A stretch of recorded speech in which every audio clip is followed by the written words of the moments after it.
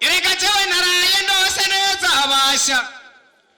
Erega jewe naraye ndose neza nkambere.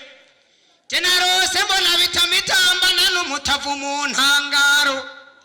Je nkabona biganigara ifufu n'imfizi mu mutwenzi wa mbere nkibona ntengati inkoni n'inkunyu umugore akungiriza byasi bihugange mwantore mwe. Je nkabona amashasha shishitira amashuri igicuku gicira inzira umutwenzi. Nikanguye numvise umuvumero wabizima bitazimira imfizi ngo mvyuke sangira ibyaje basha ni muntiza amashimeshi yo nkayaraye ibyaye hasi. Erega muyange we muyange nagatuza muyaga. Erega muyange ko gakecuru ndiko ndavuga sakandi ni kaga kecuru nzira gwana kama kabahenda umuyonga ngo buce mu gatondo mukagahenda umuhondo mukugahamba bagaharira abasha. Erega mwaka ndiko ndavuga soyundi wange nka soyundi n'umwaka kwezi kuruzu wakira nyaritaje rukakiranye n'ishotse ku rugomero. Ni wa mwaka mwangarukira amazi ngira mu ndiyo ntari kukubona nari kugihantika biganza bigabinyamba amashimeshi kuri biganza bigabinyamba. Yo mama wecho gamari bayandembere kajabuka. Erega jewe ndafise ibyanje bikangora abasha. Erega jewe ndafise ibyanje bikanzimba bayo. Nahamagaye bita mu bizima bingwa mukanywa ntinaco nibyiza bisa kandi nibyanje bisa. Nuka mu marara ngiye kuvutira bitamucenyerera mu ntemba ya mugamba ngo mpindukire sanga umugora vyawe uzokwitwa muganga abasha mwo mbe bacowe mu ivyanje birangoye. Impano zawe niyo mahirwe yo kuzoyawe yo kubakirako kazoza. Ndawaye mwiriwaje bigandi by'umuturu naza gufata umurimba nkagwintendera ntare kwa yivyuma roha ibisongo ihora rya nkayira bihinduke nkayirahi umugore ngura yongera amazina bigina sinkironka n'umwe n'umwe.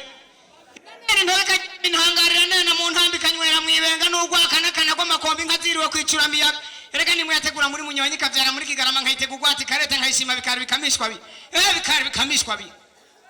Zari ziriwe kwa netori zitonganya ruganyira abaganda n'uwo muturi ayo kwa. Izazi ziturutse ku kabingo zikererwa no kugwana ziturutse ku murango zitubirana ntizitezu ziturutse inyetaje ntiziturutse mu icunda.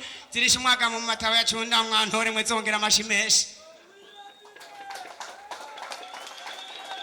Hingari vugira mutama wanje nkwaguzi yabikamatiye nkwaguriye imigerere y'abarimbi n'abamyogoza bingirikira ibitsi gihungura mirundi.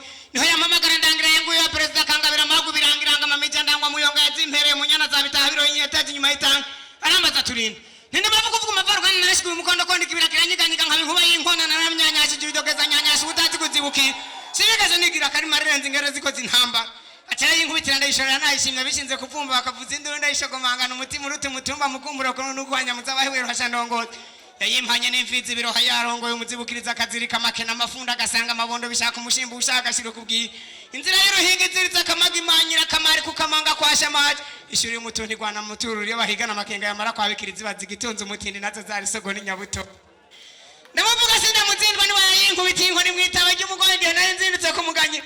Ndamusanga ku nama ariko inama nawe yarika nawe yaramaze kugabi. Ikibazo kubitira mu muvumero natwe abasavye dukubitira mu ifuka mirongo iganza asabwa biganza bigabinyama ukubita amashiku yandugira uko wagiza abantu atishima nganza n'inka yanje musabwa yarayihweje inyana kandi vise n'iyindi muntu tinakugabira n'ivyaje keruka kuma wigenza nk'umusavye ndakugomwe ndakuhire singanya singomva mu bakame nk'abakaravye naciye ku mayange je umwana w'abahungu bizira kurana mukanasohokeye gusoranga sohokera kwishongora abahingana bahizi bakoranye impano zawe niyo mahirwe yawe yo kuzokubakira ko kazoza naciye ku mayange mwantore. Radio Television RTBB